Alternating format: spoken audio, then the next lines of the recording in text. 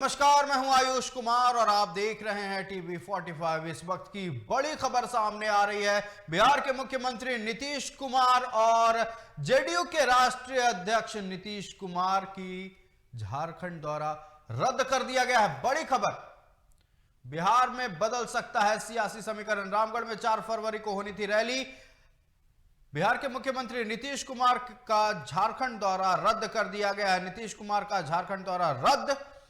बता दें आपको कि रामगढ़ में 4 फरवरी को होनी थी रैली और बिहार में बदल सकता है सियासी समीकरण। इस वक्त की बड़ी खबर, सियासी उथल पुथल तेज हो गई है। सियासी भूचाल दस्तक देने को है, ये कयास लग रहे हैं। राजनीतिक गलियारों में नीतीश कुमार का झारखंड दौरा रद्द कर दिया गया है और इसी के साथ बताते चले आपको कि रामगढ़ में 4 फरवरी को मुख्यमंत्री नीतीश कुमार पहुंचने वाले थे, उनका दौरा होना था, एक रैली करने वाले थे, लेकिन उनका दौरा रद्द कर दिया गया। बिहार में सियासी समीकरण बहुत जल्द बदल सकता है।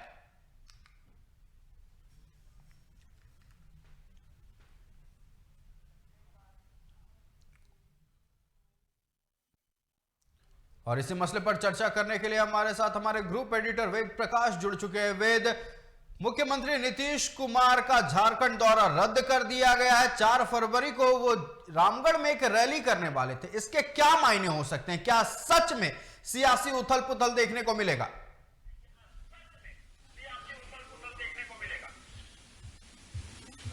आयुष, देखिए, झारखंड का दौरा समझने से पहले, जो रद्द किया गया है, समझने से पहले हमें यह समझना पड़ेगा कि आखिर बिहार में इस वक्त हो क्या रहा है। ये सबसे बड़ी महत्वपूर्ण बात है, क्योंकि बिहार में जो इस वक्त राजनीतिक समीकरण बन रहे हैं और पिछले कई दिनों से जो कयास लगाए जा रहे थे, अगर उस पर गौर करेंगे। निश्तर खानकाही साहब ने एक बार लिखा था, उनकी 2-4 पंक्तियां थी कि सिर्फ बाकी रह गया है बेलौस रिश्तों का फरेब, कुछ मुनाफिक हम हुए, कुछ तुम सियासी हो गए।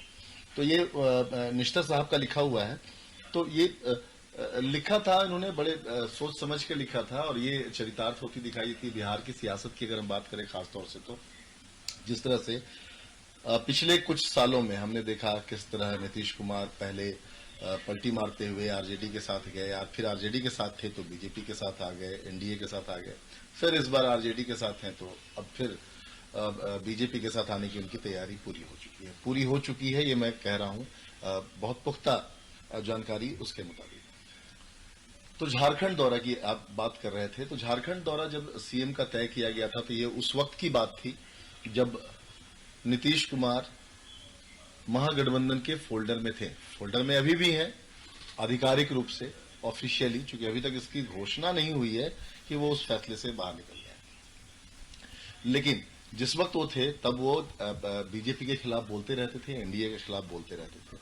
तो यहां पर जो दौरा प्रस्तावित था, तो दौरे की जब अभी किसी राज्य के सीएम, किसी बड़े नेता के जब दौरे की तैयारी होती है तो वो उसी हिसाब से की जाती है आयुष की वहां पर क्या आपका मुद्दा होगा, किन मुद्दों को लेकर लोगों की भीड़ जुटेगी वहां पर, आपके जो स्थानीय नेता हैं या फिर वहां पे आसपास आपका जो राज्य के, आप दूसरे राज्य में जा रहे हैं, दूसरे राज्य के जो नेता हैं वो किस तरह के एजेंडे को वहां शामिल करते हैं। तो ये सारी चीजें तय हुई होंगी पहले से ही और उसमें एनडीए के खिलाफ जाहिर सी बात है ये रैली होनी थी। लेकिन अब समीकरण बदल रहा है। मैंने बताया आपको कि जिस तरह से आज कैबिनेट की बैठक हुई, आपने बताया और सबने देखा, महज 15 मिनट 16 मिनट कैबिनेट की बैठक, मतलब नाश्ता रखा गया था, खा भी नहीं पाए मंत्री, बातचीत चल रही थी, तब तक में कैबिनेट की बैठक कर, ऐसा पहली बार हुआ। दूसरी जो सबसे बड़ी बात है कि इस बैठक के बाद ब्रीफिंग बंद कर दी गई। कहा गया कि प्रेस ब्रीफिंग नहीं होगी, ये भी अपने आप में बड़ी बात थी। कहा गया कि ऐसी कोई बात नहीं है, इसमें सिर्फ 26 तारीख को और विधानसभा में जो बजट सत्र है उसको लेकर चर्चा हुई और उसमें जो राज्यपाल का अभिभाषण है उसको लेकर बातचीत हुई। बजट सत्र में क्या रहेगा नहीं रहेगा, मतलब बहुत छोटी सी बातचीत हुई। इसके बाद जब सबसे बड़ी बात यह है कि जब कैबिनेट, अभी नाश्ता भी पूरा नहीं किया, कैबिनेट से बाहर निकल रहे थे, सबके चेहरे सूखे हुए थे। जो तस्वीरें वहां नजर आई, जो हमारे सहयोगियों ने दिखाया, जिस तरह की तस्वीरें नजर आ रही थी, दिख रही थी कि वहां पे सबके चेहरे सूखे हुए नजर आ रहे थे, सबके चेहरे उतरे हुए नजर आ रहे थे। तो ये चीजें दिख रही थी कि कहीं दाल में कुछ काला है। बहरहाल मुख्यमंत्री वहां से बाहर निकलते हैं, सेंट्रल हॉल में से जहां कैबिनेट की बैठक होती है उससे बाहर निकलते हैं, और बाहर निकलने के बाद बाहर में खड़े होते हैं तेजस्वी यादव, जो इस राज्य के उप मुख्यमंत्री भी हैं अभी तक। उनके साथ नीतीश कुमार के बहुत ही करीबी, जिनको नीतीश कुमार अक्सर कहते भी हैं कि बहुत मानते हैं, बहुत प्यार करते हैं, ऐसा खुलेआम कैमरे के सामने उन्होंने बयान दिया था, अशोक चौधरी उनके साथ होते हैं जो मंत्री भी हैं। दोनों साथ में रहते हैं, लेकिन नीतीश कुमार दोनों में किसी से मिलते नहीं है, बातचीत नहीं करते हैं, सिर्फ हाथ जोड़कर निकल जाते हैं वहां से खामोशी से। लिफ्ट से नीचे आते हैं, तेजस्वी यादव सीढ़ियों से उतरते हैं उसी जगह। तो ये चीजें बयां करती है कि किस तरह कड़वाहट है, और इस कड़वाहट में घी डालने का जो काम किया वो किया लालू प्रसाद यादव की बेटी ने। अब सवाल है कि लालू की बेटी ने जो ट्वीट किए वो क्या है और क्यों किए, इस पर हम आएंगे। लेकिन उससे पहले हम बताएं कि जिस तरह जननायक कर्पूरी ठाकुर की जयंती पर नीतीश कुमार ने परिवारवाद को लेकर जमकर हमला बोला था, ये सीधा सीधा हमला था आरजेडी पर, कांग्रेस पर। चूंकि सभी जानते हैं कि कांग्रेस में भी जिस तरह से एक गांधी परिवार को आगे बढ़ाने की जो कवायद होती रही है, जिसको लेकर हमेशा सवाल खड़े होते रहे हैं। दूसरी तरफ अगर आरजेडी की बात करें तो आप देखेंगे कि एक पुराना इतिहास रहा है आरजेडी का। जब लालू प्रसाद यादव चारा घोटाला मामला आपको याद होगा, और जब उन्हें जेल जाना पड़ा था, पूर्ण बहुमत की सरकार थी और लालू को पता था कि उस वक्त वो कोई भी फैसला लेंगे तो वो कोई भी उससे मानने से को विवश होगा। और यही वजह है कि उन्होंने अपनी पत्नी को, जिनको राजनीति की एबीसीडी नहीं पता थी, जो खुद उनके रिकॉर्ड में है, जो पढ़ी लिखी भी नहीं है उतनी, शायद तीसरी या चौथी कक्षा तक पढ़ी है, उनको मुख्यमंत्री की कुर्सी पर बैठा दिया। मतलब कहीं ना कहीं सत्ता लालू के हाथ में रहे, लालू के परिवार के हाथ में रहे। उसके बाद फिर जब डिप्टी सीएम बनाने, जब गठबंधन हुआ नीतीश कुमार के साथ, तो अपने बेटे को आगे किया, डिप्टी सीएम बनाया, एक बेटे को मंत्री बना दिया। उसके बाद राज्यसभा भेजने की बात आई, अपनी बेटी को राज्यसभा भेजा। फिर चुनाव लड़ाने की बात आती है तो लोकसभा चुनाव में भी अपनी बेटी को टिकट देते हैं, जो राज्यसभा की सदस्य होने के बावजूद। तो ये सारी चीजें, तो ये एक चीजें जो दिखती है वहां पर, परिवारवाद जिस तरह से हावी है, जिसको लेकर नीतीश कुमार ने बहुत कड़ा प्रहार किया था, खुलकर खुले मंच से कहा था सरकार में रहते हुए। तो ये नाम नहीं लिया उन्होंने, लेकिन सीधा निशाना जो था वो आरजेडी पर था, लालू परिवार पर था, और साथ ही साथ कांग्रेस पर भी था। नीतीश कुमार इससे पहले कह चुके हैं कि वो राहुल की न्याय यात्रा में शामिल नहीं होंगे, ये पहले ही तय हो गया था। अब इसके बाद रोहिणी आचार्य के ट्वीट की बात करें तो उनका जो ट्वीट, जिस तरह से उन्होंने ट्वीट किया, एक के बाद एक 3, अब आप ट्वीट के मायने समझिए आयुष, ये सबसे महत्वपूर्ण बात है ट्वीट के मायने। उन्होंने पहला जो ट्वीट किया वो ट्वीट किया था, समाजवादी पुरोधा होने का करता वही दावा है, हवाओं की तरह बदलती जिनकी विचारधारा है। नीतीश कुमार बार बार पलटते हैं, और आपको याद होगा कि जब बीजेपी के साथ चले आए थे आरजेडी को छोड़कर, तो किस तरह इन्हें पलटू चाचा, पलटू चाचा, पलटू राम, पलटू राम एक कहते थे। यही इनके भतीजे, सो कॉल्ड भतीजे, तेजस्वी यादव हों या तेज प्रताप यादव हों या आरजेडी के तमाम नेता हों, खुल के बोलते रहे कि वो अब पलटू राम है, पलट जाते हैं, कभी किसी के साथ नहीं चलते हैं। ये तो इस तरह की ये जो रोहिणी आचार्य का जो ये ट्वीट है, ये जो उन्होंने एक्स पे पोस्ट किया है, ये सीधा सीधा ये दिखाता है कि वो नीतीश कुमार पे निशाना साध रही हैं। उसके बाद दूसरा सबसे महत्वपूर्ण ट्वीट, दूसरा और तीसरा है, जिसमें वो लिखती हैं कि खीज जताए क्या होगा जब हुआ ना कोई अपना योग्य, विधि का विधान कौन टाले जब खुद की नियत में हो खोट। अब आप देखिए, इसके मायने समझिए, कितनी बड़ी बात उन्होंने कह दी। नीतीश कुमार ने कहा कि मैंने किसी अपने को आगे नहीं बढ़ाया, अपने परिवार को किसी को आगे नहीं बढ़ाया। कर्पूरी ठाकुर भी यही चाहते थे, उन्होंने अपने परिवार को आगे नहीं बढ़ाया, कभी आगे बढ़ाने की कोशिश नहीं की। यही वजह है मैं भी उनकी राह पे चल रहा हूं, असली समाजवादी हूं और उनका असली अनुयायी हूं। ये नीतीश कुमार ने कहा, ये निशाना था परिवारवाद पर। अब इस पर रोहिणी आचार्य ने जो इस तरह का जो पोस्ट लिखा है कि जब हुआ ना कोई अपना योग्य, ये उनके परिवार के लोगों पर, उनके बेटे पर निशाना साधा है रोहिणी आचार्य ने कि उनका बेटा जब योग्य ही नहीं है तो उसको आप कैसे आगे बढ़ा सकते थे। तीसरा पोस्ट इस पे रोहिणी ने कह सकते हैं कि जो एक सीमा है उसको लांघने की कोशिश की है, या अक्सर कुछ लोग नहीं देख पाते हैं अपनी कमियां, लेकिन किसी दूसरे पे कीचड़ उछालने को करते हैं बदतमीजियां। यानी नीतीश कुमार को उन्होंने बदतमीज तक ही कह दिया। इशारों में ये सीधा इशारा जो उनका है वो नीतीश कुमार, भले शायरी के जरिए उन्होंने कहा। तो ये एक बहुत बड़ी बात है। और आपको बता दें कि ये ट्वीट आने के बाद जब नीतीश के संज्ञान में आई ये बात कि रोहिणी आचार्य ने ट्वीट किया है, तो उसके बाद नीतीश कुमार ने लोगों को जुटाया इसमें कि भाई वो जरा ट्वीट निकाल के लाइए, और उसका मतलब वो समझने की कोशिश में जुटे हैं। और जिस तरह की बातें आपको बता दें कि अब तो प्रधानमंत्री नरेंद्र मोदी ने भी नीतीश कुमार का खुला कह सकते नाम नहीं लिया, लेकिन खुलेआम साथ दिया। परिवारवाद को लेकर वो भी सवाल उठा रहे हैं। उन्होंने कहा कि परिवारवाद एक बहुत बड़ा ऐसी चीज है जिसकी वजह से युवाओं को आगे बढ़ने का मौका नहीं मिलता है, लोग सिर्फ अपने परिवार को आगे। तो नीतीश को मिला है प्रधानमंत्री नरेंद्र मोदी का साथ। तो अब ये समीकरण बदलने वाले हैं, और इन समीकरण में एक सबसे महत्वपूर्ण चीज आयुष जो बात आ रही है वो ये आ रही है कि इस बार जो बीजेपी के साथ गठबंधन होने वाला है, इसमें बीजेपी की कुछ शर्तें हैं।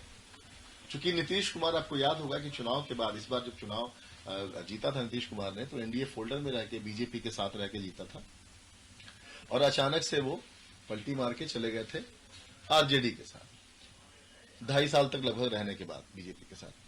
तो ये आनंद फानंद में जिस तरह का जो निर्णय हुआ था, इससे बीजेपी की जो आला कमान है नाराज है। लेकिन वो ये भी जानते हैं कि नीतीश कुमार को साथ लेना बेहद जरूरी है, क्योंकि नीतीश एक की फैक्टर है बिहार की राजनीति में, बहुत ही महत्वपूर्ण फैक्टर है। तो उनको अगर साथ ले लिए तो बहुत अच्छी स्थिति बन सकेगी। और उनका साथ ही था कि 39 सीट पर 40 सीट है बिहार में, 39 सीट पर एनडीए ने जीत दर्ज की। एक किशनगंज की सीट जो है वो कांग्रेस ने जीती थी, वो सीट एक रह गई थी। यही वजह कि जेडीयू के खाते में 1 सीट कम आई थी। दोनों 17-17 सीटों पर चुनाव लड़के, 6 सीटें एलजेपी के खाते में गई थी। खैर, तो ये बात हुई। तो इसमें सबसे महत्वपूर्ण बात यह है कि जिस तरह से बीजेपी इस बार फूंक के कदम रख रही है, और जो बातें अंदर छन के आ रही हैं वो ये आ रही है कि बीजेपी ने शर्त रखी है इस बार को नीतीश को सीएम की कुर्सी छोड़नी होगी। ये बहुत बड़ी शर्त है। और एक बात और भी आ रही है कि नीतीश उहापोह की स्थिति में है, अपने साथियों के साथ चर्चा कर रहे हैं कि क्या किया जाए क्या नहीं किया जाए। ये तो तय है, ये बिल्कुल मान सकते हैं आप कि ये सरकार अब बहुत लंबी रेस का घोड़ा नहीं है, ये बहुत लंबा नहीं, किसी भी वक्त हो सकता है फैसले की घड़ी, वेंटिलेटर पे कह सकते हैं कि वेंटिलेटर पर है, और कभी भी फैसले की घड़ी आ सकती है, कभी भी कोई निर्णय बने रहिएगा। जैसा कि हमारे ग्रुप एडिटर वेद ने बताया कि बिहार में सियासी उथल पुथल बढ़ सकता है, सियासी पारा चढ़ने वाला है। कई कारण हैं। मुख्यमंत्री नीतीश कुमार का राज्यपाल से मुलाकात, मुख्यमंत्री नीतीश कुमार का झारखंड दौरा रद्द होना, फिर लालू प्रसाद यादव की बेटी का ट्वीट करना, और साथ ही साथ इधर कैबिनेट की बैठक का 20 मिनट से भी कम चलना। हमारे साथ हमारे सहयोगी राजीव ग्राउंड जीरो से जुड़े हुए हैं। राजीव, आप इस वक्त पटना में मौजूद हैं। कैबिनेट की बैठक 20 मिनट भी नहीं चली, किसी एजेंडे के बिना बैठक हुई, और कह सकते हैं कि अनौपचारिक तौर से यह बोला गया है, सूत्रों के हवाले से यह खबर है कि आने वाले शीतकालीन सत्र को लेकर बातचीत हुई है, लेकिन उस पर भी कोई मुखर होकर कुछ नहीं कह रहे, कोई ब्रीफिंग नहीं हुई, कुछ नहीं हुआ। इधर मुख्यमंत्री नीतीश कुमार का झारखंड दौरा रद्द होता है। कर्पूरी ठाकुर के शताब्दी जयंती पर मुख्यमंत्री नीतीश कुमार परिवारवाद पर जमकर बरसते हैं। फिलहाल बिहार का राजनीतिक माहौल कैसा है? क्या पारा चढ़ने वाला है? क्या भूचाल आने वाला है? देखिए आयुष, सबसे पहले तो जिस तरीके से आज कैबिनेट की बैठक 2 दिन पहले होनी थी, जैसे अगर 23 तारीख को, ये मंगलवार को ये बैठक होती है, मंगलवार को ये बैठक नहीं होती है, 2 दिन बाद का रखा जाता है, क्योंकि 24 तारीख को शताब्दी समारोह मनाया जा रहा था, उसकी तैयारी को लेकर ये बैठक को रोक दिया गया था। और बैठक आज होती है, 20 मिनट बैठक चलिए, कोई एजेंडा नहीं कहा जा रहा है। अंदर से खबर यह कि कोई एजेंडा नहीं था, केवल ये था कि जातीय जनगणना की जो इस तरीके से उस पर खर्च हुए हैं, 500 करोड़ रुपए से ज्यादा खर्च हुए हैं, उसको लेकर वित्त विभाग को लेटर लिखा गया है कि बजट बढ़ाया जाए। और जो तैयारी जिस तरीके से वो जो बजट सत्र होना है उसको लेकर, इस पर तैयारी को लेकर उसमें कैबिनेट में बैठक में बातचीत हुई और कोई एजेंडा नहीं था, कुछ नहीं था, बाहर भी इसीलिए उसकी ब्रीफिंग नहीं हो पाए। वो ब्रीफ जैसे आप सूचना विभाग में उसकी ब्रीफिंग होती है, बाकायदा ब्रीफ करते हैं, सिद्धार्थ करते हैं, लेकिन वो ब्रीफिंग नहीं होती है। ब्रीफिंग नहीं होती है तो एक तरीके से जो राजनीतिक सियासत है वो हलचलें बढ़ जाती हैं कि कैबिनेट की बैठक के बाद ब्रीफिंग होती है, बताया जाता है कितने एजेंडों पर मोहर लगी, लेकिन वो मोहर लगता नहीं है। ये बात है कि अंदर से ये साफ तौर पर कि दो मात्र उसको लेकर दो एजेंडे थे। दो एजेंडे में एक तो था कि 500 करोड़ रुपया जो खर्च हुए हैं जातीय जनगणना की, जिस तरीके से जो रिपोर्ट आई, चाहे जातीय जनगणना कराया गया तो सरकार को उस पर खर्च वहन करने के लिए वित्त विभाग को लेटर लिखा गया है कि भाई बजट बढ़ाया जाए। और दूसरा ये है कि जो विधानसभा और विधान परिषद विधानमंडल का जो सत्र चलना है उसको लेकर चर्चा की गई और इस पर कोई भी चर्चा नहीं हुई है। तो उसी बात को लेकर एक तरीके से सियासत जो भूचाल है, और वहीं रोहिणी आचार्य का जो ट्वीट आता है तो वो उसको लेकर भी एक तरीके से सरगर्मी तेज हो गई है, क्योंकि 24 तारीख जब शताब्दी समारोह आपको जब नीतीश कुमार जब बोल रहे थे उसमें उन्होंने परिवारवाद को लेकर एक बड़ा सवाल खड़ा किया। उन्होंने कहा कि जब जयप्रकाश नारायण हो या कर्पूरी ठाकुर हो, अब उन्होंने कभी भी परिवारवाद को और परिवार के लोगों को आगे राजनीति में नहीं बढ़ाया, और हम भी उसमें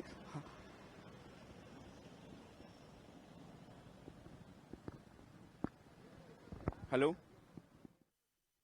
और राजीव हमारे साथ बने रहिएगा। हमारे साथ निखिल आनंद फोन लाइन पर बने हुए हैं। निखिल आनंद जी, आपका बहुत स्वागत है टीवी 45 पर। हम पहला सवाल ये कहना चाहेंगे, कैबिनेट की बैठक हुई, 20 मिनट से भी कम ये बैठक चली है और किसी भी एजेंडे पर बात नहीं हो पाई, कारण क्या रहा है? देखिए, अब कैबिनेट की बैठक तो मुख्यमंत्री जी के नेतृत्व में, उनके निर्देशन में और उनके प्रीरोगेटिव पे होता है। तो ये कैबिनेट की अंदरूनी बातें हैं, ये तो मेरे लिए अनुमान लगाना मुश्किल है। बिहार की सरकार जिस तरीके से चल रही है, कयास ये लग रहे हैं कि बिहार में सियासी उथल पुथल तेज होने वाला है, भूचाल आने वाला है, समीकरण बदल सकता है। क्या ये बात सच है? देखिए, ये अनुमान लगा सकते हैं आप पत्रकार के तौर पर, लेकिन इस तरह से कोई अभी तक तो ऐसा कुछ सुनने में आता नहीं है। बिहार में एक सरकार चल रही है जो अनैतिक गठबंधन की सरकार है। 2020 में आरजेडी तो कहीं थी नहीं, आरजेडी विपक्ष में थी, और जेडीयू और बीजेपी को बिहार की जनता ने अपना बहुमत दिया था, सरकार चलाने का निर्देश आदेश दिया था बिहार की जनता ने। अब नीतीश जी ने यू टर्न लेने के बाद आरजेडी के साथ सरकार बनाई।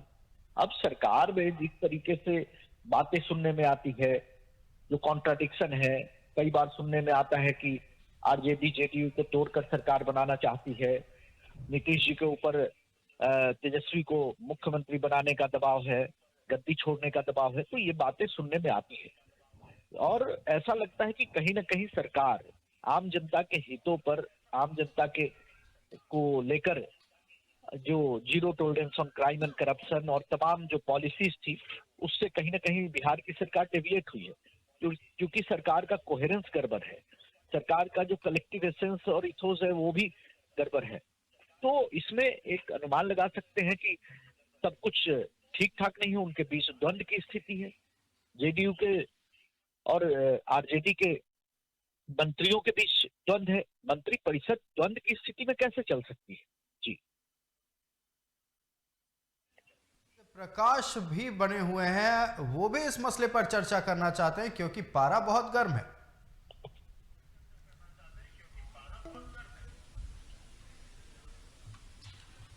निखिल आनंद जी, आवाज मेरी सुन पा रहे हैं आप?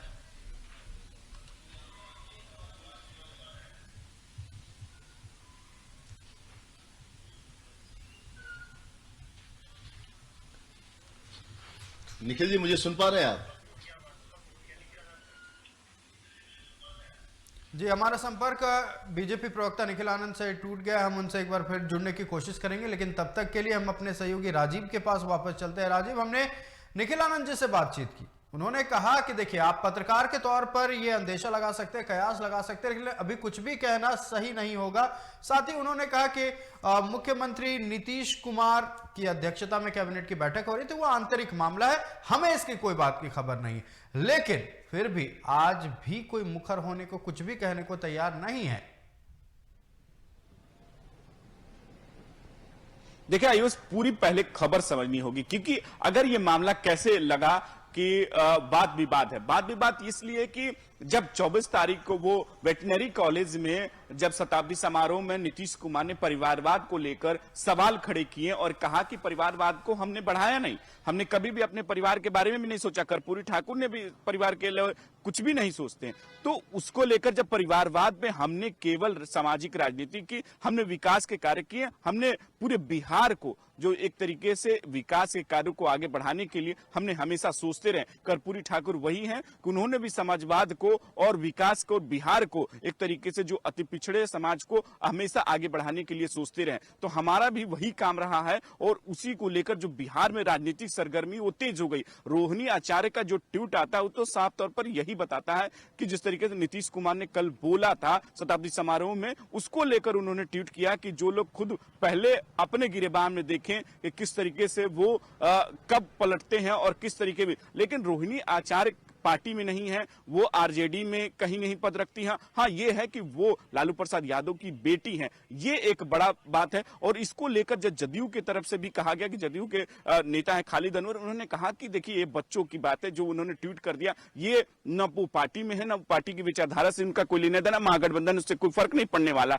सब हम लोग एक साथ हैं, सब बातें हैं। और रोहिणी आचार्य जो बात कर रही हैं वो बेतुका बयान है। नीतीश कुमार हमेशा जो समाजवाद को लेकर और कर्पूरी ठाकुर के उन विचारों को लेकर आगे बढ़ते हैं। उन्होंने ये कोट किया था कि कर्पूरी ठाकुर हो या चाहे जयप्रकाश नारायण हो, वो परिवारवाद को कभी बढ़ाया नहीं है। इस पर हम भी चल रहे हैं, हमने अपने परिवार को नहीं बढ़ाया है। हाँ, लेकिन इसको लेकर राजद में तरीके से खलबली मची हुई है और राजद में यह दिक्कत है कि परिवारवाद को लेकर भले इस पर नीतीश कुमार के खिलाफ कोई बयान नहीं दे रहा है, लेकिन इसकी दिक्कत जरूर है कि राजद में भी इसको लेकर बयान अंदर खाने की खबर है कि ये आ रही है कि उसमें कहीं ना कहीं इन नीतीश कुमार के बयानों से असहज जरूर हुए हैं और इसी को लेकर जो राजनीतिक सरगर्मी है वो तेज हो गई। देखिए, अभी हम एक अन्य मार्ग के बाहर खड़े हैं और ये राजभवन है। यही जो पिछले साल याद होगा कि जब यहां से सरकार अंदर जो बैठक हुई थी, नीतीश कुमार एक अन्य मार्ग में बैठक हुई थी और बैठक जब उन्होंने विधायकों की बैठक ली, उसके ठीक बाद वो राजभवन चले गए थे। तो यही पिछला साल का याद होगा कि जब वो तुरंत जब सत्ता एनडीए में थे। राजीव, आप हमारे साथ बने रहिएगा। हमारे साथ बिहार सरकार के पूर्व मंत्री नीरज कुमार फोन लाइन पर जुड़ चुके हैं। नीरज जी, आपका बहुत बहुत स्वागत है टीवी 45 में। पहला सवाल ये, मुख्यमंत्री नीतीश कुमार का झारखंड दौरा रद्द हो गया, कैबिनेट की बैठक के बारे में भी हम चर्चा करेंगे, लेकिन क्या बिहार में सियासी समीकरण बदल सकता है? क्या है जेडीयू और बीजेपी या फिर जेडीयू और आरजेडी का क्या रिश्ता चल रहा है इस वक्त? देखिए, सरकार की जो वो हर को कयास लगाने का अधिकार प्राप्त है लोकतंत्र में, लेकिन सब कुछ ठीक है और लिजवेल, कहीं कोई परेशानी नहीं है। अब माननीय मुख्यमंत्री नीतीश कुमार जी ने कल जननायक कर्पूरी ठाकुर के जन्म शताब्दी समारोह में कर्पूरी जी के नैतिक मूल्यों की जब चर्चा की, तो भाई स्वाभाविक है चर्चा होगा ना। उन्होंने कभी परिवार की चिंता नहीं किया, उन्होंने राज्य की चिंता की, आम आवाम की चिंता की, गरीब गुरबा की चिंता की। अब इसके सियासी अर्थ लगाया जा रहा है, तो सियासी अर्थ तो लगाने का हर व्यक्ति को अधिकार है। देखिए, बयान आया, बयान आने के बाद लालू यादव की बेटी ने भी ट्वीट करके लिखा है। अब नाराजगी जाहिर है, अब जदयू के नेता इस पर कह रहे हैं कि वो बच्चों की बात है। अब सियासी तौर पर देखा जाए तो कोई भी बच्चा या बड़ा नहीं होता है नीरज जी। अरे भाई, तो वो कोई पार्टी के डिसीजन मेकिंग है क्या? नहीं, डिसीजन मेकिंग की बात नहीं है, लेकिन क्या आरजेडी और जेडीयू के बीच सब ठीक है? क्या महागठबंधन में सब ठीक है? अभी सब ठीक है। अभी सब ठीक है क्या?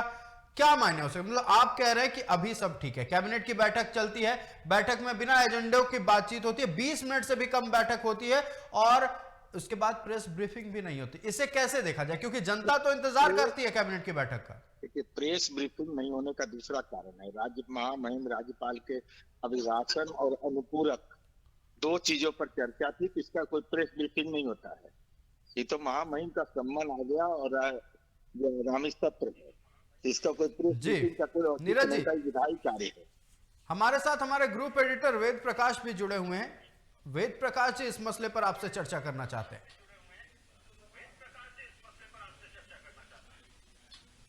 हाँ नीरज जी नमस्कार, वेद प्रकाश बोल रहा हूँ। नीरज जी, एक जो बड़ी हलचल जो मची है इस पर, और जिस तरह की खबरें जो छनकर आ रही हैं, और पिछले कुछ दिनों से जो बिहार की सियासत में सरगर्मी बढ़ी है, आप इससे इनकार नहीं कर सकते, सीधे सीधे नकारा तो नहीं जा सकता है।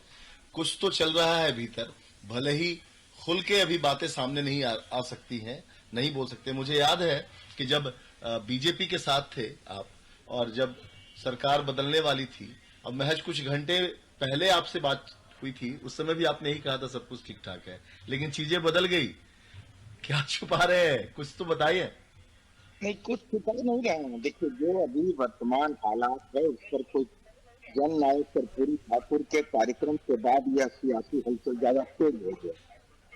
तो भाई जननायक की विरासत की चर्चा तो करेगा ही लोग ना, और उन कसौटियों पर सरकार को कसेगा ही ना।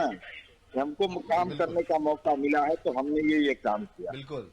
इसलिए अभी मेरी समझ से, जो मैं समझ पा रहा हूँ, अब इसका कोई सियासी अर्थ नहीं निकाला जाए तो बेहतर है। एक सवाल आपसे और नीरज कुमार जी, अब वरिष्ठ नेता है, मंत्री भी रहे राज्य में, और नीतीश जी के बेहद करीबी हैं, ये सभी जानते हैं। ये विवाद होता है, चलिए नीतीश जी ने जो बयान दिया, आपकी बात मान लेते हैं कि चलिए कर्पूरी ठाकुर के आदर्शों पर बात हो रही थी, तो जिस तरह से उन्होंने परिवार को लेके, लेकिन रोहिणी आचार्य का ट्वीट करना, का पोस्ट करना एक्स पर, इतनी बड़ी बात कि आपके राजनीति में कोई योग्य आपके घर में रहेगा तभी तो, मतलब तो यही हुआ।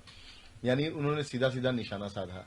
उसके बाद पोस्ट डिलीट भी कर दिया। खबर यह आ रही है कि नीतीश जी ने जो पोस्ट देखा, पोस्ट देखने के बाद फोन पर किसी से किससे बात की ये नहीं पता, लेकिन 15 मिनट तक बातचीत हुई। लालू यादव ने खुद रोहिणी आचार्य को फोन करके पोस्ट को डिलीट करवाया। उसके बाद जगदानंद सिंह को, जो प्रदेश अध्यक्ष हैं, उनको फोन करके कहा कि कोई भी नेता, आरजेडी का कोई भी नेता नीतीश के बारे में किसी भी तरह का कोई बयान न दे। यही वजह है कि सभी, तेजस्वी तो खुल के मीडिया से बात करते हैं, अब वो भी चुप्पी साध लिए। अब देखिए, उन्होंने जो पोस्ट किया था, मैंने देखा था ट्वीट पर, जो ट्विटर पर उन्होंने ट्वीट किया, भावनात्मक रूप से जनता दल के कार्यकर्ताओं को उससे पीड़ा हुई, इससे भी कोई इनकार नहीं कर सकता है। अब अंदरूनी खबर मुझे यह नहीं है कि कौन डिलीट करवाया नहीं करवाया, इसकी जानकारी नहीं है। जीवन में एक दूसरे का सम्मान करना चाहिए। जी बिल्कुल बिल्कुल। राहुल गांधी अपनी यात्रा खत्म कर रहे हैं। इस वक्त की एक बड़ी खबर आपको ये भी दे देनी नीरज जी, अपनी यात्रा बीच में छोड़ के दिल्ली लौट रहे हैं। क्योंकि आपको पता होगा कि ये जो नया गठबंधन बना है 28 दलों का, इस गठबंधन में कल जो सियासी हलचल आई आपको जानकारी होगी। टीएमसी ने किनारा कर लिया, आम आदमी पार्टी ने किनारा कर लिया पंजाब में, नीतीश कुमार न्याय यात्रा में शामिल नहीं हो रहे हैं। तो अब राहुल गांधी, क्या अब ये कहा जाए कि जो नया गठबंधन बना इसमें सब कुछ सही है? INDIA गठबंधन जो है, क्या इसमें सब कुछ सही है? देखिए, इस संदर्भ में हमारे राष्ट्रीय प्रवक्ता ने सारी बात स्पष्ट किया है।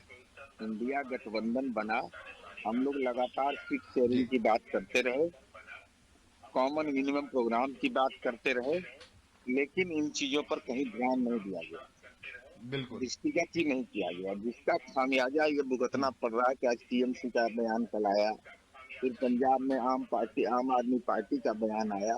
तो एक साझा समझ नहीं बनेगा तो वैकल्पिक राजनीति की दिशा कैसे तय होगी भाई? तो हम लोगों को जो पीड़ा थी, उस पीड़ा को हम लोगों ने सार्वजनिक रूप से कह दिया।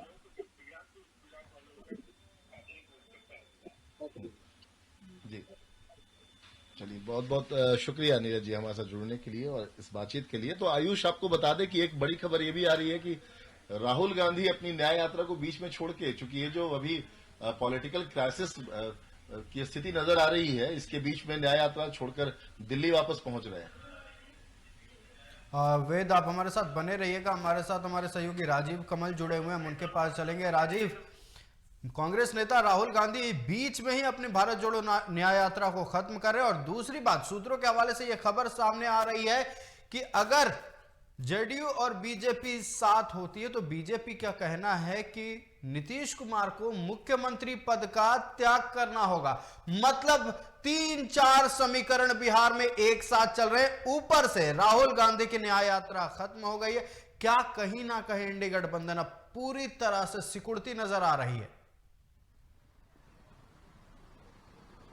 देखिए आयुष, एक बात आपने सही कही कि जब कुछ दिन पहले जब लालू प्रसाद यादव से ये पूछा गया कि क्या आप सीट बंटवारे को लेकर क्या आप कहेंगे, तो उन्होंने कहा कि इतनी जल्दी थोड़ी होती है, अभी तो बीजेपी ने भी सीट बंटवारा नहीं किया, तो इतनी बेचैनी क्यों। जब उनसे पूछा गया कि नीतीश कुमार या उनकी पार्टी बार बार कहती है कि महागठबंधन में सीट बंटवारे कर दिया जाए, तो नहीं अभी थोड़ी होती, इतनी ज्यादा बेचैनी ठीक नहीं है। इसी बयान पर यह जरूर कहा जा रहा था कि नीतीश कुमार नाराज हो गए। नीतीश कुमार के अंदर से खबर यह आ रही थी कि नीतीश कुमार इस बयान को लेकर काफी नाराज है। उसके ठीक 2 दिन बाद तेजस्वी यादव, लालू प्रसाद यादव आवास चले जाते हैं और तकरीबन 1 घंटे तक उनकी मुलाकात चलती है। मुलाकात के बाद वो बाहर निकलते हैं, हाथ मुस्कुराते हुए बाहर आ जाते हैं और 10 नंबर चले जाते हैं।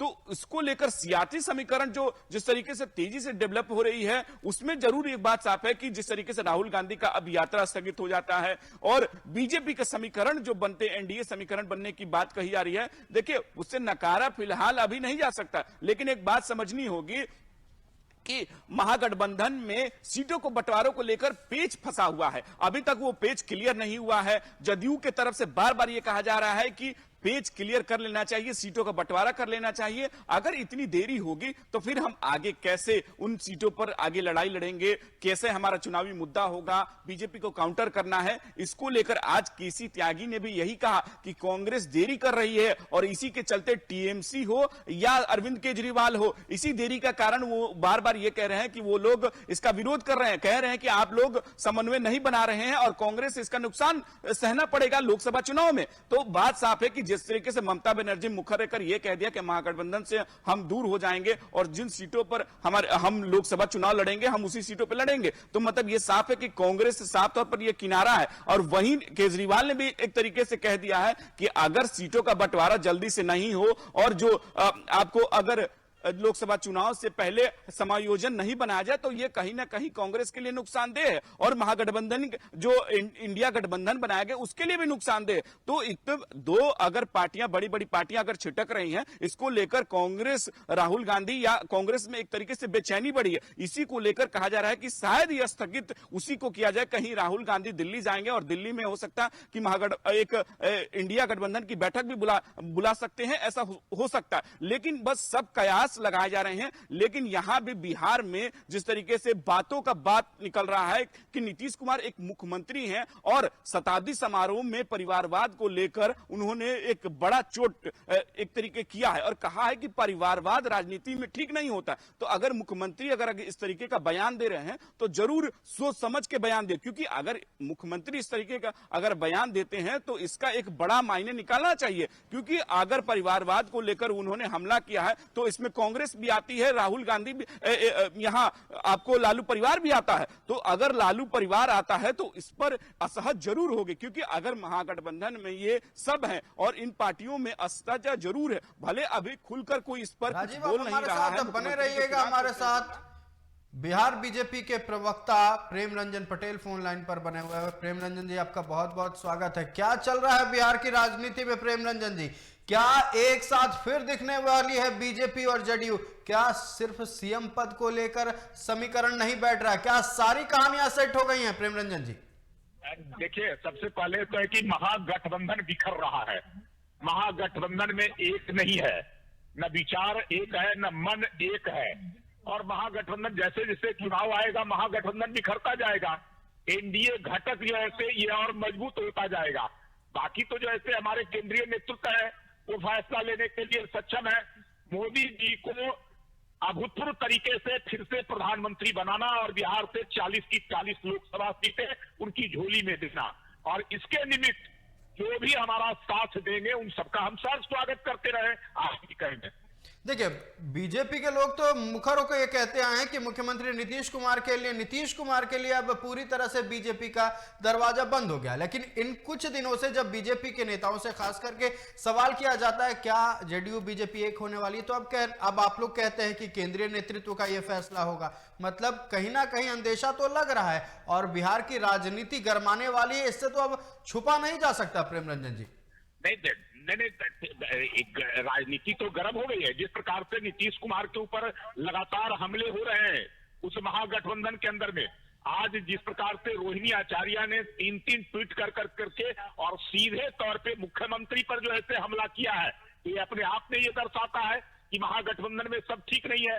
पहले नीतीश कुमार को पूरी तरह दबाव में लिया गया, उसके बाद उनकी पार्टी को तोड़ने के भरसक प्रयास किया गया।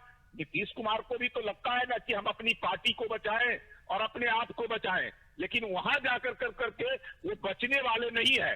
इसलिए जो है वो अपनी जो है कवायद कर रहे हैं बचने के लिए।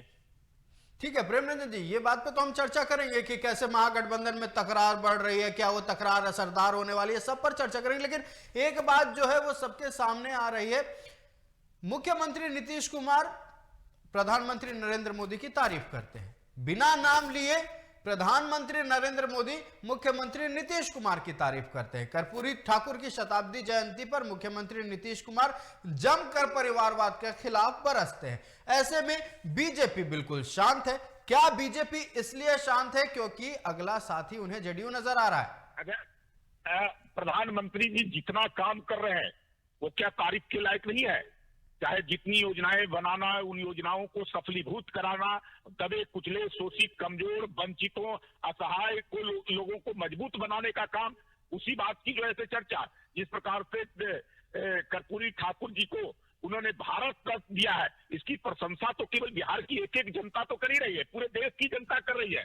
तमाम लोगों को इतना बड़ा सम्मान आज तक किसी ने देने का काम नहीं किया। ये केवल जो है मोदी जी ने देने का सम्मान किया है इतने दिनों के बाद, तो ये प्रशंसा का विषय तो है ही, और प्रशंसा न चाह करके भी सबको करनी पड़ेगी। भले लोग जो है दबी जुबान से कुछ भी बोल ले, लेकिन प्रशंसा का विषय तो है। इतना बड़ा जो है सम्मान, ठीक है, आप कह रहे हैं प्रधानमंत्री नरेंद्र मोदी की योजनाएं, उनके काम प्रशंसा का विषय है, और निश्चित तौर पर अगर हो रही है तो इसमें शायद किसी को कोई आपत्ति नहीं है। लेकिन प्रधानमंत्री नरेंद्र मोदी का दबी जुबान से नीतीश कुमार का तारीफ करना बिना नाम लिए, इस पर क्या कहिएगा? पहले भी प्रधानमंत्री जी करते रहे हैं, खुद जो है नीतीश कुमार जी इधर से उधर होते रहे हैं। कभी जो है आपने देखा कि 43 सीटें जीतने के बाद उनको, हमारी 74 सीटें थी, फिर भी जो है हम लोगों ने प्रधानमंत्री बनाने का काम किया। तो तारीफ तो नीतीश कुमार भी अपने परिवार को कभी नहीं बढ़ाया। जिस बात की उन्होंने चर्चा किया कि कर्पूरी जी के सिद्धांतों को हमने माना है, कर्पूरी जी से सीख करके परिवार को कभी आगे नहीं बढ़ाया राजनीति के अंदर में, तो ये तारीफ का विषय तो है ही एक ये। और जो लोग अपने परिवार को, केवल परिवार की चिंता करते हैं, परिवार को आगे बढ़ाते हैं, वही लोगों को आज कटु हो रहा है कि कैसे एक दूसरे को तारीफ कर रहे हैं। प्रधानमंत्री भी तारीफ के लायक है जिस प्रकार से काम कर रहे हैं, नीतीश कुमार भी कुछ ऐसे विषयों पर उनकी तारीफ जो है होनी चाहिए, और वो बात जो है प्रधानमंत्री जी करते हैं। जी प्रेम रंजन जी, आपका हमारे साथ जुड़ने के लिए और तमाम बातचीत के लिए बहुत बहुत धन्यवाद। ये थे प्रेम रंजन पटेल बीजेपी से। उन्होंने कहा है कि देखिए, जो भी फैसला होगा वो केंद्रीय नेतृत्व लेगी। हमारे सहयोगी राजीव हमारे साथ बने हुए। राजीव, पहले जब सवाल किया जाता था कि क्या जेडीयू बीजेपी एक होने वाली है, तो बीजेपी के नेता कहते थे कि सभी दरवाजे बंद हो चुके हैं। लेकिन पिछले कुछ दिनों से जब सवाल किया जाता है बीजेपी के प्रवक्ताओं से, और हमने अभी फिलहाल बात की प्रेम रंजन पटेल से, उन्होंने कहा कि ये तो केंद्रीय नेतृत्व का फैसला होगा। लेकिन सूत्रों के हवाले से जो बड़ी खबर है राजीव, कि सिर्फ मुख्यमंत्री पद को लेकर समझौता तय नहीं हुआ है। नहीं तो अगर मुख्यमंत्री पद को लेकर समीकरण बैठ जाता है तो बहुत बड़ा फेरबदल बिहार में फिर देखने को मिल सकता है। राजीव,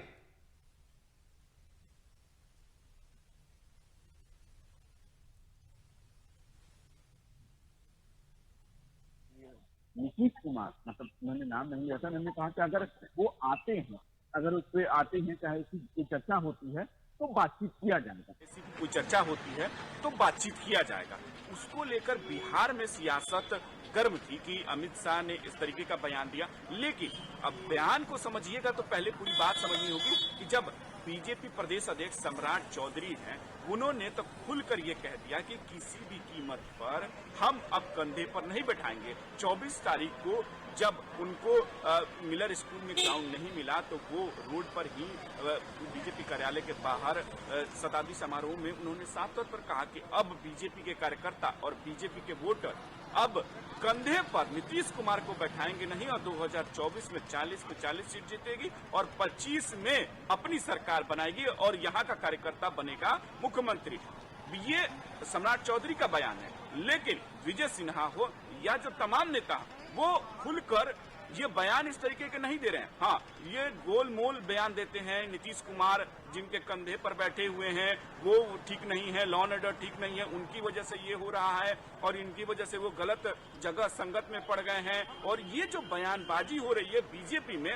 लेकिन एक बात जानिए कि प्रदेश अध्यक्ष सम्राट चौधरी का बयान अलग आता है, पार्टी के नेता प्रतिपक्ष का अलग बयान आता है, पार्टी के कई नेताओं का बयान अलग आता है। सुशील कुमार मोदी जो नजदीक हैं, जो नीतीश कुमार के नजदीक है, उन्होंने भी एक ट्वीट करते ये कहा कि नीतीश कुमार को उन पुराने जो नीतीश कुमार थे उनको उस तरीके का हो जाना चाहिए, मतलब उस तरीके का काम करना चाहिए। मतलब उन्होंने भी इशारा कुछ और दिया। मतलब ये बात साफ है कि बीजेपी के जो बिहार बीजेपी खाने हैं उसमें भी कोई नेता है जो नीतीश कुमार को लेकर। राजीव, हमारे साथ हमारे ग्रुप एडिटर वेद प्रकाश भी जुड़े हुए हैं।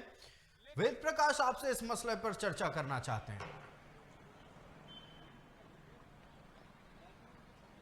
ये बहुत सीधी सी बात है आयुष और राजीव, आप दोनों सुन रहे होंगे मुझे। बहुत सीधी सी बात है कि सम्राट चौधरी का जिस तरह से उनके बयान का जिक्र कर रहे हैं आप, निश्चित तौर पे प्रदेश अध्यक्ष हैं, मंत्री रह चुके हैं इस राज्य में और नेता प्रतिपक्ष भी थे वो विधान परिषद। लेकिन सबसे महत्वपूर्ण बात यह है कि लाख चिल्ला लें, लाख बोल लें, लेकिन ये राजनीति है। राजनीति की तो ताता ताता थैया ये कहा जाता है और एक बड़ी अच्छी किताब है, उसकी एक छोटी सी पंक्ति है ये कि राम नाम की लूट है, लूट सके तो लूट, अंतकाल पछताएगा जब सत्ता जाएगी छूट। तो कुछ लोग इसलिए आते हैं इसमें। लेकिन सबसे महत्वपूर्ण चीज ये है कि किस तरह से सम्राट चौधरी का बयान देना, ये दिगर बात है। वो हो सकता है कि पार्टी की तरफ से एक नेता ऐसा हो जो मुखर होकर बोल रहा हो, लेकिन आप देखिए उसके अलावा किस नेता का बयान आ रहा है उनके खिलाफ। नीतीश के खिलाफ खुल के बोल रहे हैं। जिस तरह से निशाना साधा करते थे, जिस तरह खुल के पलटू राम बोला करते थे, जिस तरह से खुल के बिहार सरकार की आलोचना करते थे, आप पिछले एक हफ्ते 8 से 10 दिन का रिकॉर्ड उठा कर देख लीजिए। खुलकर नीतीश के खिलाफ नहीं, राज्य सरकार के खिलाफ निशाना साधा है, खुलकर आरजेडी के खिलाफ निशाना साधा है या उनके विभागों को लेकर निशाना साधा है। खैर, ये बात हो गई। तो सम्राट चौधरी कह रहे हैं, लेकिन आप देखिए विजय सिन्हा हो या फिर दूसरे अन्य नेता हो, और सबसे बड़ी बात यह है कि अमित शाह जैसे व्यक्ति ने नीतीश कुमार का नाम नहीं लिया, लेकिन जब उनसे पूछा गया कि क्या अगर वापस आते हैं तो लेंगे, तो उन्होंने कहा कि अगर पुराने लोग वापस आते हैं तो लेंगे। तो उनके बयान का बहुत मतलब होता है, उनके बयान के मायने होते हैं। और यही वजह है कि राजनीति जो है धीरे धीरे करवट ले रही है। और ये कयास आज से नहीं, करीब 10 से 15 दिन पहले से लगने शुरू हो गए थे। जब आप याद कीजिए कि जिस दिन नीतीश कुमार ने नए गठबंधन में संयोजक का पद लेने से इनकार कर दिया था, और उसके पहले ममता बनर्जी ने मल्लिकार्जुन खड़गे साहब का नाम पीएम पद के उम्मीदवार के लिए आगे बढ़ाया था, और अरविंद केजरीवाल साहब जो दिल्ली के मुख्यमंत्री हैं, आम आदमी पार्टी के मुखिया हैं, उन्होंने समर्थन किया था इसका। नाराजगी उस समय से आपको याद होगा, हम लोगों ने खबर दिखाया था लगातार कि किस तरह लालू भी नाराज नजर आए थे उसमें कुछ हद तक, और नीतीश कुमार तो थे ही, और प्रेस कॉन्फ्रेंस में बिना बात किए निकल गए थे। उस बैठक की मैं बात कर रहा हूं, आपको याद होगा। तो ये आप पूरा समीकरण को समझिए, पूरे समीकरण को समझने की आवश्यकता होती है।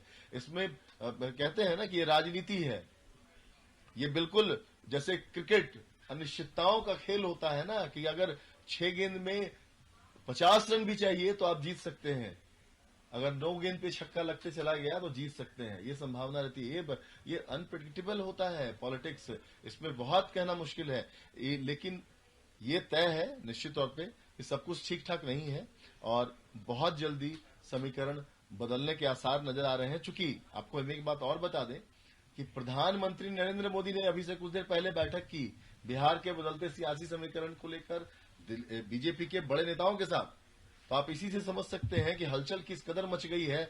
राहुल गांधी अपनी यात्रा बीच में छोड़ के दिल्ली पहुंच रहे हैं, प्रधानमंत्री नरेंद्र मोदी बैठक कर रहे हैं, नीतीश कुमार किसी से बात नहीं कर रहे हैं, तेजस्वी यादव आरजेडी के सभी नेताओं ने मुंह पे टेप लगा लिया है, चुप्पी साध ली है, रोहिणी आचार्य ने पोस्ट डिलीट कर दिया है, बीजेपी के नेता खुलकर स्वागत कर रहे हैं, खुलकर, मैं कह रहा हूं खुलकर। आज आप सम्राट चौधरी से जाके बयान लें, आज बात करें। कल के सम्राट चौधरी और आज के सम्राट चौधरी में जमीन आसमान का फर्क होगा। ये वही सम्राट चौधरी हैं जिनके पिता शकुनी चौधरी इस राज्य में उस विभाग का जिम्मा संभाल चुके हैं जो विभाग अभी इस वक्त तेजस्वी यादव के पास है। आरजेडी के बड़े कद्दावर नेता हुआ करते थे शकुनी चौधरी जी। तो आज मैं वही कह रहा हूं कि कल के सम्राट चौधरी और आज के सम्राट चौधरी में जमीन आसमान का फर्क पड़ेगा। ये राजनीति है और राजनीति में इतनी आसानी से किसी के बयान को सिर्फ ले लेना, लेकिन हल्के में भी लेना भूल साबित हो सकती है।